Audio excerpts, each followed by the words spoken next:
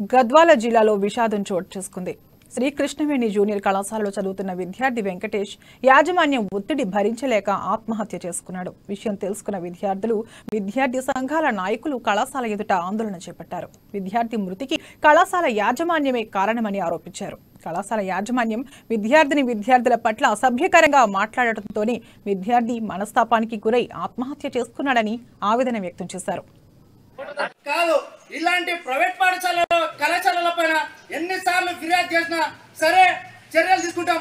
మళ్ళా ఫిర్యాదు చేస్తే ఎవరన్నా స్టూడెంట్స్ ఉన్నారా, స్టూడెంట్ ఫిర్యాదు చేస్తే మేము ఇది చేస్తామంటారు. అంటే ఇక్కడ స్టూడెంట్ ఫిర్యాదు చేయలేకపోతే మిమ్మల్ని ప్రాక్టికల్లో మార్కులు వేయము, మీ ప్రాక్టికల్లో దొరుకుతామన్న సందర్భాలు ఉన్నాయి. వాస్తవమా కదా?